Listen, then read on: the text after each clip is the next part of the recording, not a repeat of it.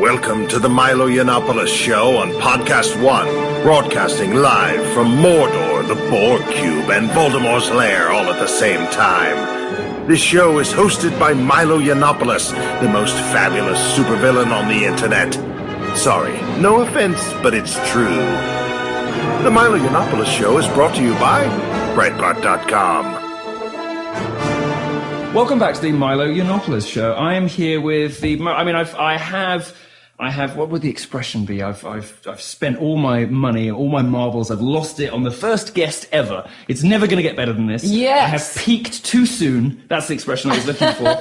And I'm here with the legendary queen of all media, conservative firebrand, an all-around fabulous woman, Anne Coulter. You've blown your whole budget on getting me. We're hunched over a table in the Breitbart offices in Brentwood in LA. Yeah, it's all glamour all the time. Yeah, Breitbart News. And thank you so much for coming. Thank you for having me. Now, we have many things in common. In addition to being sassy, blonde, right-wing, and right about everything, we are also fans of the most fabulous presidential candidate in decades. We're fans of... I call him Daddy. Did you know that? Yeah, because that's normal. I mean, it's metaphoric. See, this is the left. They always try to pathologize you. They're like, self-loathing homosexuals. Like, what's this creepy daddy thing he's got going on? I think it's sweet. Everyone's daddy to someone. My fans call me Daddy, so Whereas I call him Daddy. I call him the alpha male version of moi. Yeah, I guess he is. He's kind of you if you were running for president. If I were an alpha male. If you were an alpha male running for president, yes. He would be you. Yes, I mean, I say that because I see all the things the media are doing to him, and it's all the things they've always done to me. Yeah. No, that's absolutely true. Of course, I don't send out, half-baked tweets at midnight, like some presidential candidates I could mention. Not at all. You don't get in trouble for your tweets at all. This is like, yes, but I'm not running for president. And moreover, I'm a little testy with our man right now. Oh, you are? Yeah, I think Daddy's annoyed you? Our candidate is You're mental. mad with Daddy? Do you realize our candidate is mental? It's like constantly having to bail out your 16-year-old son from prison. Okay, let's move past last night's tweet. What have you had to apologize for? You know perfectly well what I'm talking. This is the worst thing he's done. I mean, the McCain thing, I would say there are really only two. Liberals would say, every day. No, everything else I could probably defend. I think, off the top of my head, most of it was them overreacting. Sure. He has been more a victim than victimizer. But the McCain thing, that was it was a dumb joke. It didn't work. Oh, well, didn't kill him. That tweet last night, but let's talk about the things we like about it. All right, fine. Well, he is No one's voting for him for his personality. No one is voting for him. No, that's not true. I think the gays are voting for him for his personality. I think they love the blustery alpha male. I think they do precisely like that. Slightly brittle, but also brash, oversized personality. Brash, he's like a camp. I mean, he is a gay icon, right? He's very camp in some ways. As I am. See, he is the alpha male version of me. All three of us have huge gay fan bases. Do you know what the dream is? My vision for us is Daddy in the White House. I'll do press secretary, and you can look after immigration because that's what you care about at the moment. What a right? wonderful world! Can you imagine the photos? Just this beautiful, triumvirate of blonde, beautiful. It would be amazing. Although, of course, only two of us would be natural. Trump seems to agree with pretty much everything in your book, as far as the consequences of mass illegal immigration, what we should do about immigration, not just illegal. Don't let that word slip into your vocabulary. Yeah. He seems to agree with everything. Are there any points of difference between, people often say about Trump that, the policy stuff can shift slightly, but he seems to be very consistent on two big things, immigration and illegals and trade. Yeah. And those two things, he's rock solid. Right. And those are the two things that his, big working class base love about him. And then some of the other stuff, the cultural stuff, the sticking two fingers up at feminists and political correctness stuff, that tends to appeal, I think, more to the middle and the upper classes, people like me, Right. Just love kind That's the icing on the cake. But yes, it's the issues with him. So is there anything that he's been consistent on that you don't like, that you don't agree with? Yeah, the jackass midnight tweets. But again, it's kind of like when your dad's drunk and he starts yelling at your girlfriend when you get home and you're like, Dad, you don't even believe this. Why are you saying this? But again, that's not why anyone is supporting him. I mean, he's made jokes about it himself. He was so hilarious after one of his massive victories. And he was saying, I won this group, this group, this group. People trust me most on foreign policy. They trust me most on keeping us safe. They trust me most on immigration. Personality, I didn't really win on. So you see, he's very self-aware. Yes, for a guy with a reputation for bluster and bombast and ludicrousness. I mean, he can be quite self-aware about his, about the hair and about I think you have to take the bitter with the sweet, which is to say, even, the bailing him out of jail with the midnight tweets. The reason we have to put up with that is that you would have to be that crazily politically incorrect to be able to have actually fantastic common sense positions on trade, immigration, Correct. Foreign policy, and so Correct. on. And it's precisely that lack of adherence to the politically correct sort of establishment norms. This is what people like about him. It's why he's been able to open discussions about immigration when no one else did, about trade when no one else did. I just wish it would be a teensy bit less lowbrow. I never expected this from you. See, I love this. I'm ticked off at last night's trashier he tweet. gets, the more I love him. He's retweeted today, and I can't get enough of this. There are these memes going around because, of course, he's loved by the internet. That he's loved by 4chan and all these, and these are all my fans. They love him for some of the same reasons they love both of us. And he's retweeting these images that are like, I don't need to make implications, the pictures speak for themselves. And a picture of Cruz's wife and a picture of Melania. That's exactly the tweet I'm talking about. Right. And, it was tough to say. No, you can't defend it. This is where we're bailing our 16-year-old out of jail. No, I think you can. I think it's so outrageously funny. You've got to understand, people are so sick of this sort of earnest pearl clutching for the establishment. A presidential candidate, and not just a presidential candidate, but somebody who's probably going to get the nomination, is saying your wife's ugly and my wife's hot. I think that's amazing. That's, it might not be what we're used to seeing in, presidential candidates. It may not scream presidential material to you, but presidentiality is in the eye of the beholder. And some people are going to think, what a boss. I love him so much on immigration, I'm not even going to argue with you. You say lowbrow, or I say lowbrow, you say amazing. Let's just talk about what he's good on. He's the only one who's going to build a wall, but please stop testing our patience on the rest of this stuff. He is going to build a wall. He's going to work out some sort of trade tariff system to make sure that Mexico covers the cost of that wall. Oh, totally. In some way. If with nothing else, all we have to do is stop sending them billions of dollars in foreign aid. People act like even that pays for the wall. One of our mutual friends, you will know, the only one of our mutual friends who is not a Trump fan, and by the way is not coming to dinner tonight. Even he emailed me recently and said, Ann, and he's constantly bashing Trump, and it's just all the stylistic stuff. He didn't like last night's tweet, I am sure, without asking. But even he emailed me a few weeks ago and said, Ann, I don't understand. Building a wall and getting Mexico to pay for it are the simplest, most reasonable parts of Trump's plan. Yes, they are. That's what people go crazy over. Says, building a real estate developer saying he's going to build a border wall is not the most outrageous thing in the world. Now, you see, you like to say that, you said a minute ago that the sort of the cultural stuff is the icing on the cake. Right. But I wonder whether culture is taking more of a front seat in this election than economics and foreign policy. It seems to me there is a sizable proportion of Trump's fan base, of Generation Trump, particularly the younger Trump fans, who like him for cultural reasons. Yes. They don't necessarily actually care too much about the immigration stuff, although they love the idea of build the wall, and they like most particularly that it winds up liberals, and they love the fact that it annoys liberals. Yeah. They're probably happy to see it happen. Yes. And perhaps their parents would be affected by depressed wages from a massive illegal immigration, sure. But they primarily care about annoying liberals, and they do care about this Trump stuff. If you look at what the new media publications cover. They don't, at least they didn't until Trump arrived, they didn't assiduously cover immigration policy. They would assiduously cover? They buried it. Of course, but this is... Every time it came up, they'd cut to a commercial break. But they're talking about race. They're talking about the wage gap myth. They're talking about the campus rape culture myth. Now, young people do care about that. And, they may not vote in quite the same numbers as 50-year-olds, but it seems to me there's a sizable proportion of people for whom Trump is the first candidate to fight an election culturally. Yes. He represents the reaction against 30 years of nannying. Yes. People telling you what you can do, what you can say, what you can think, what you can read, what video games you can play.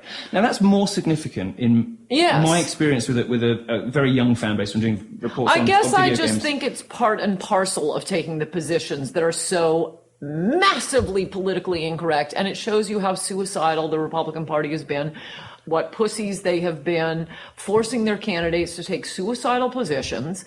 And why? Because their default position is groveling. Yeah. But I think it's all wrapped up in the same point. And not only that, I mean, that's why I say the fight with Megyn Kelly is fake in the sense that it is really an attack on Fox News. But he can't just go at, I mean, it's too complicated to explain. Nobody knows who Rupert Murdoch is. I mean, we do, New Yorkers do they know other places? But they've seen Megyn Kelly. She's the star. He needed to anathematize Fox News. He needed to let people know, I'm in a fight with this network, while still doing Fox and Friends and Hannity and Pirro and so on.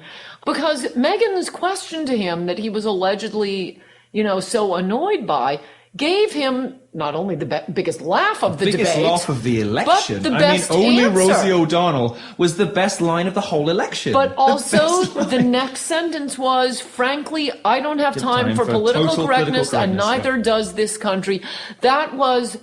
It got the most applause, and it was the most important line, and you see the rest of them slowly, like 6 months later, like the light bulbs they're go trying on to elsewhere imitate in the room. Yeah, well, they do it with the wall. It took them forever, though, because there's such scared little girls in pink party dresses. It took them 6 months to venture out and say, political correctness is bad. Oh, I think...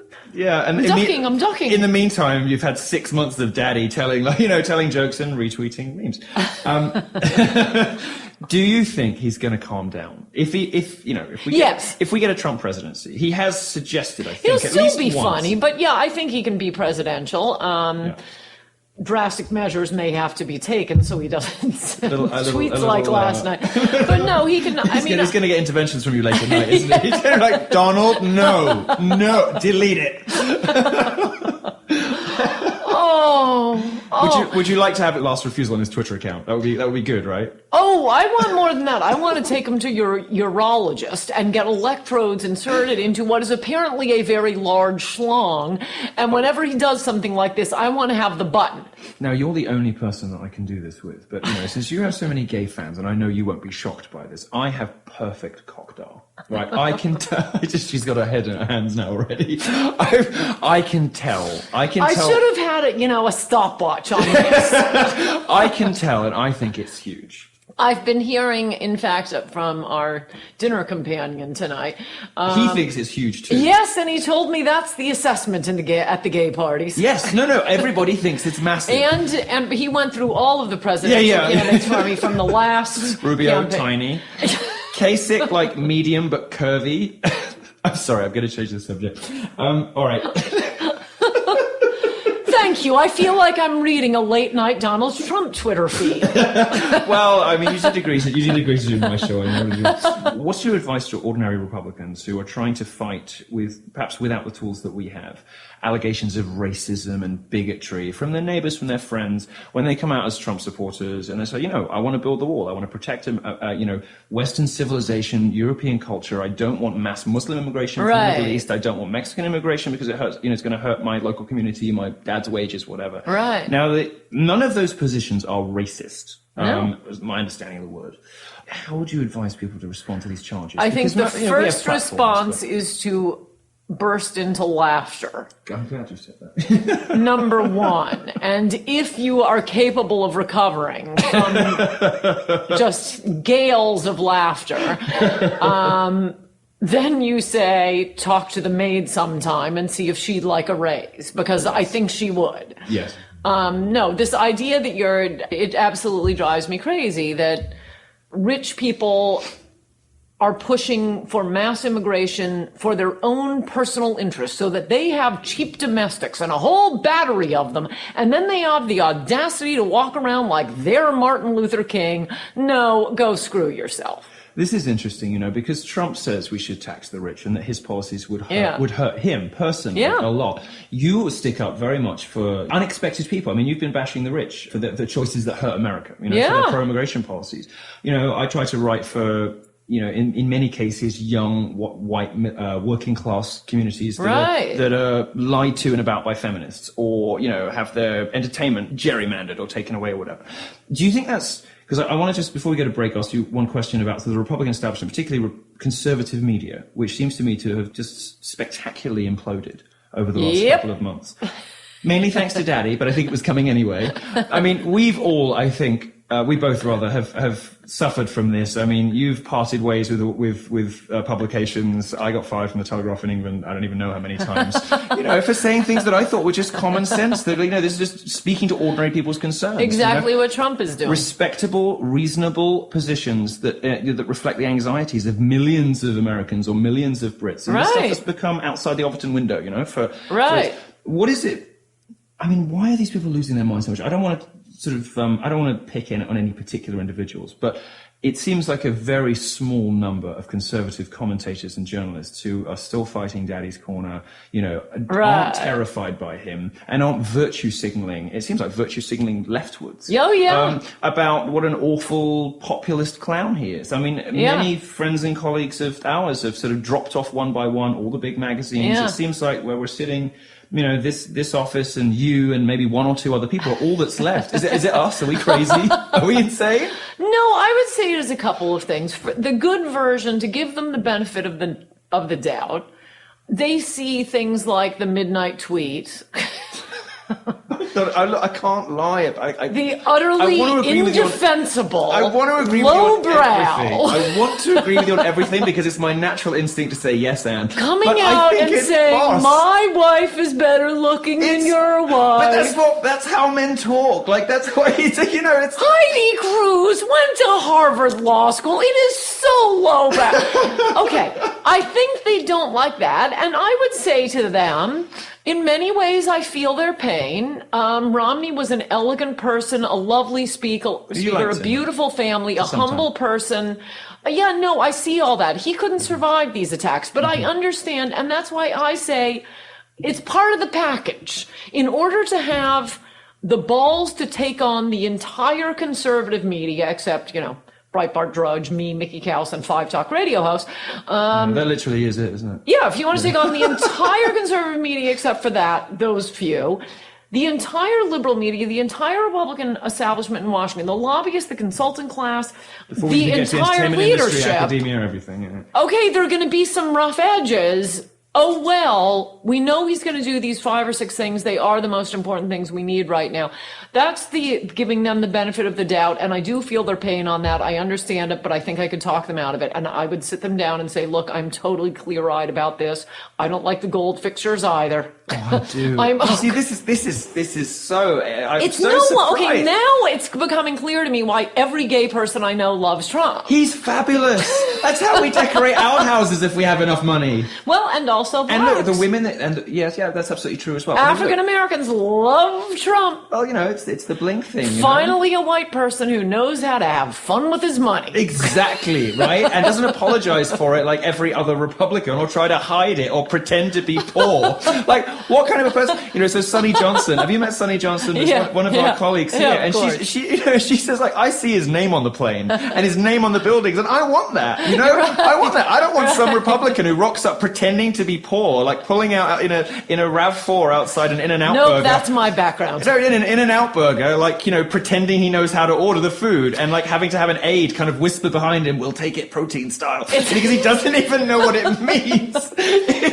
No, I'm sorry, Milo. It's deep in my genes. I'm from Connecticut. You could always tell the richest person in New Canaan by who drove the oldest car. The oldest car. No, that's where you get the patches on the that in England elbows. too. You know, if you're at a very smart dinner party, you can tell who the landed gentry are, the real aristocrats, because they're the ones that show up in the old bangers that barely drive and they look threadbare and they say fuck every 5 minutes. You know, We can't get that out of our genes. But let me just finish this. So that's the good version of it. The bad version of it is a bit of a Marxist analysis. They're getting paid to be against Trump. Everybody, I mean, in a sense, directly or indirectly, if you have a blog or a web page and you're a conservative, how do you get known? You go on Fox News. Well, how do you get on Fox News? By bashing Donald Trump. People who are viewing conservative media have no idea how much it's involved with money and who is the rich person in the background, because as you know, other than Drudge, no one's making money on the internet. A lot of these websites have a patron backing them. And most of those patrons are not Trump supporters. If they're open borders, well, that webpage is going to be open borders. Yeah. It's not just that. A lot of the radio networks. Yeah. I mean, one time Mickey Kaus and I were going through this actually before my book Adios America came out, because I figured it would be blacklisted because it is not for open borders. It is for choking off immigration and saving the American people. Because before you had a period in your career where they sort of tried to pretend you didn't exist and tried to ignore. No, that's new. But they used to try to destroy me. It's exactly like Trump, and that never worked. Because you were too big to ignore while you had multiple New York Times bestsellers. But right? How did people know about them? Because they would try to attack me. Couldn't help themselves but write about it. Right. So this is a new thing. This hasn't happened before for you. This is a new thing with this particular book. They just don't want to talk about it. That's right. Yeah. That's right. But viewers don't understand that. There is a monetary incentive. And I mean, it would be a fantastic article. I don't know who would write it or where it could be published, going through various famous conservatives or people you think of as conservatives. Who's paying them? And it's not as direct as that. But nobody has an incentive to write that article, because, you know, whoever wrote that article there would are find friends. it very difficult to work. There are friends. You don't want, but I'm telling you, well, we can talk about it off air. You look back at where the financial motive is, and it's not as directly as, a check showing up in the mail. It's, you will be shut out, you won't be published, you won't get on TV, you won't get on radio.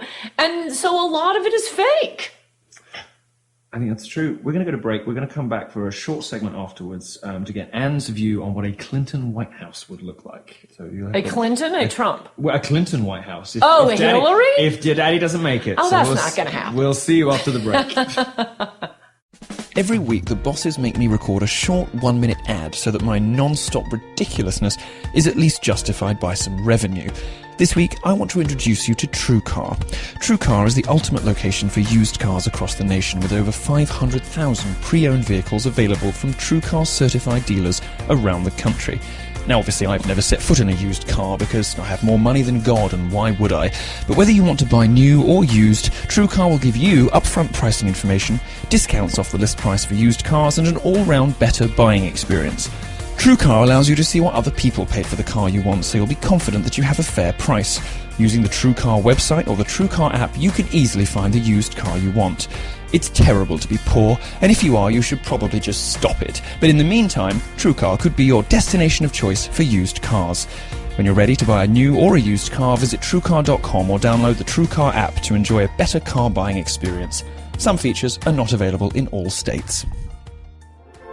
Welcome back. You're listening to the Milo Yiannopoulos Show, the only show on the internet that leaves students in hives. I am here with the lovely Ann Coulter. Thank you so much for joining us. So let me just ask you, we've talked about Daddy. Now, unfortunately, there's, the polls are showing some unfavorability ratings for Daddy. Now, a lot's going to happen. The one thing that I think we do know in this election so far is don't bet against Trump, because every time he confounds expectations. Every time people say, well, look at the poll numbers, look who doesn't like him, he keeps winning, he keeps beating expectations. But let's suppose, as a hideous thought experiment from the nether regions, direct from hell. What if Hillary gets in? You've written a wonderful book about the Clintons already. Bill, mostly, yes. Yes, sketching out how that White House operated. The $100,000 to the Democrat Party if you want to sleep in the Lincoln bedroom. The various other things that you went through in that party. Hillary's role in drafting contracts, whitewash, all that kind of stuff. Right. Some things people do know, some things people don't know. A lot of stuff people don't want to talk about. Well, one way it'll be very different from her husband's administration is I do not think Monica Lewinsky will be working at the White House. Or any other women. I don't suppose she cares at this point, does she?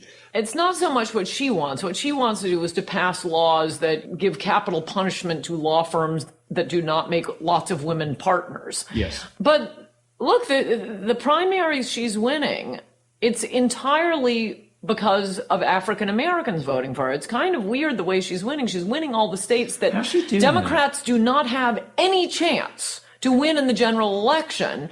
So that's where she's racking up the votes, in the Deep South, because she's getting 90% of the black vote in those, because that's who's voting in the Democratic primary. So one thing is, black people know when they're owed something. They don't forget. Yes. And so it seems to me that we're getting to a point, not only with Hillary, but with any Democrat, a Democrat president, where all of the appointments are, they're right.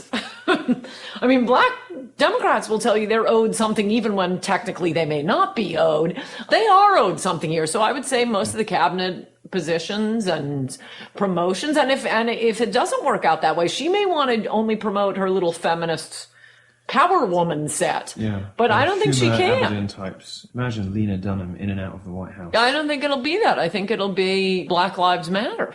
I mean, that's scarier in a way. Obama's obviously done less than nothing for the black community. Right. Things These are going to be show positions. She's not going to do anything to actually help African Americans. Right. That's Trump. Of course, and I agree completely. But having that sort of stamp of approval from the White House is going to embolden some of the race activists, the hustlers, Right. the Al Sharpton types, the Black Lives Matter types. Right. That's not going to be good for America, is it? No, and it won't be good for ordinary black Americans either. But I really do think, I have a bet running on this, and we'll see, that Trump gets a higher percentage of the black vote than any recent Republican running for office, even before Obama, or that black turnout is way down. Yeah. I just don't see a lot of, I wrote black this. people thinking, we've got to stop Trump. It's one thing, I'm a Democrat, I'm going to go vote for Hillary. Yeah, probably a lot of blacks will think that, but blacks generally vote 90 to 98% for the Democrats. It varies by district, but it's never below 90%. Never. You see, this is why my dream ticket, and this is my homosexuality springing out. Once again, if it's ever really... Wait, are you gay? If it's ever really... I think we got breaking news here. Thank you. The ticket I want, the dream ticket, the unbeatable ticket for America is Trump Winfrey. Now, Trump, when he was going to run before, not this time, but before, he said, I'd love to do it with Oprah Winfrey. She's a great friend of mine. I'm sure I don't think she'd ever do it. But, 2/3 of blacks would vote for Oprah no matter what the ticket, surely. No. Oh, really? I don't think they would. Okay. The Republicans have tried this for many years. Okay, it's not Oprah, I admit, but that's always the lure. If we run this really attractive, smart, black Republican, if we could just get another 3% of the black vote. Yeah. Nope, you don't fool them. They go out and vote for the Democrat. Yeah. Same thing with Hispanics, by the way. These moron Republicans, they really got to talk to their maids more often. Let me just ask you one thing and then we'll wrap up. Surely most Americans, if they sit down and ask themselves honestly, know that the Clintons, the Clintons are basically a dirty family. Right. Look, why are they happy to put the Clintons back in the White House, knowing everything they must know about Bill? Now, look, Bill was kind of cool, let's be honest. He was sort of a cool dude, right? And many people... Not cool, but he had a charisma that Hillary didn't, but your bottle of water has charisma that Hillary doesn't have. It's yours, but either way. Look, I know that it's a completely unacceptable behavior, but for a lot of people, there's something kind of boss about getting a blowjob in the Oval Office. It's like, if I were president, I would totally get banged on the desk, I think... Okay, you see, you are not the best spokesman for Trump right now. Well, you just know, look, if Trump takes the White House, after he's put the marble floors, the gold taps... Okay, this cannot go out on the internet. I'm trying to bring those people in, Milo. Everyone who was concerned concerned about a big T going up on the White House. No, I feel their pain. That's what I want. I want Pennsylvania Avenue to just be like the Vegas Strip. It's going to be fabulous. Well, no, that's going to be the wall. Big gold T's on the wall. I'm down with it there. So I'll tell you, I've got one idea, and then we'll have to wrap up. But I was going to go down to, this is an idea for a video that I might do next week, just a little show, and I wanted to go down to the wall, pick up some Mexican workers from a Home Depot, and take them down and just get started. Just get started. Start building the wall. I'm going to put in the Spanish, in the brickwork, it'll say come in legally with Trump's little OK sign. And just get on with it. Just like Arizona, Texas is difficult. No, I'm sorry, right? but we do not want Mexicans building the wall. These are going to be good, solid American jobs. Well, we'll see how we get on with that. One last question just before we go. I mean, we didn't quite go into it. I think we got distracted by homosexuality. Weird how that happened. I can't remember which one of us brought that up. I never bring it up. Why are people going to vote for this family again?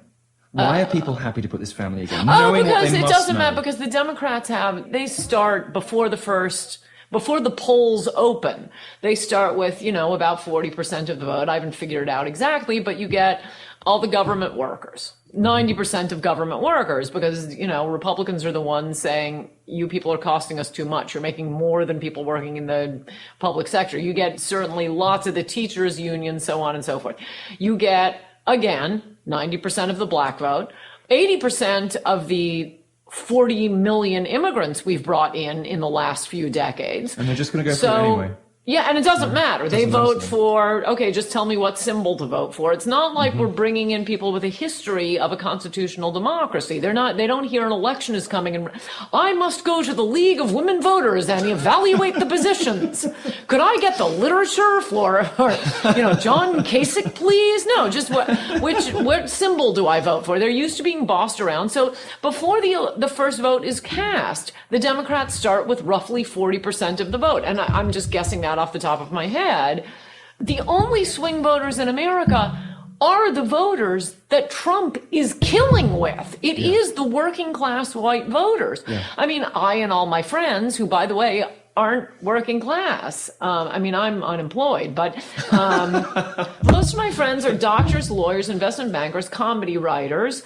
They are 100% or 98%, and the ones who are in the 2% are my friends these days, for Donald Trump. But we are people who always vote. Yes. That's the key of the white working class that Trump is crushing with. He is getting people who haven't voted for 30 years. Yeah, I think that's true. And, so Bret Easton Ellis said he was at a dinner party, and everybody was voting for Trump, but nobody would say it. I'm in Hollywood, and this is not my town, so I'm talking to a lot of people. I'm just out speaking to people on the street. I was in the hair salon the other day, obviously, and somebody just goes, "Hey, nice hat," and she wanted to try on the "Make America Great Again" hat, and she was Mexican, and she was like, "Oh yeah, love the guy, love him." I'm like the wait staff in the restaurant yesterday. I'm just talking to them like, "You Trump guys?" Yes, we are. Yes. And there was an older lady there waiting on the table. She was about 60, never voted in her life before, and she wants to vote for Trump. No, every time I watch TV, I think, oh my gosh, can he win? Everybody's against him. Everyone I'm watching on TV, whether it's CNN or MSNBC or Fox, and then I leave my home, run into humans. Stop looking at the TV and reading the newspapers. And it's amazing. People you would never expect, wildly enthusiastic, including, besides the whole class, ethnic, gender thing, Democrats, liberals, think of it. There are Sanders supporters that are going to come over when we're Sanders going to have right? a Democratic candidate who voted for the Iraq War and wants to intervene and bring democracy to the rest of the world, and a Republican candidate who opposed the Iraq War. It's crazy. It's crazy. And by the way, craziest of all, I agree with the one who opposed I now think, shit, was I wrong about the Iraq War? And I don't think I was. I think the problem is Obama came in and gave it away. But Obama came in and gave it away. So going forward, why would you want to keep doing the same thing? So let's say, in the neoconservatives' fantasy, Rubio had become president. We have... I don't know what countries you want. We remake Ukraine. We go to war with Russia. We go to Syria. We have a democracy in Iran. Suppose we do all that. Okay. And then they elect a Democrat and they give it all away and it all goes to crap again. It's always been a hellhole. It will always be a hellhole. No more foreign wars. Take care of America now, please. I think that's a good place to end it. Let's end it there and go to dinner. Let's do it. Anne Coulter, thanks so much for joining us. Thank you. You've been listening to the Milo Yiannopoulos Show, the podcast that launched 1,000 therapy sessions for triggered snowflakes. Thanks for tuning in, and please do subscribe on iTunes, leave us a comment, a rating, whatever you like. Our producer is Alan Bakari. Our researchers are Will Ross and Michael Poole. Our resident German, Mark Geppert, ensures the trains run on time. And our sound engineer, John Fitch, can be found at sturbridgesound.com. Download new episodes of the Milo Yiannopoulos Show at podcast1.com, and you can also listen to us at Breitbart.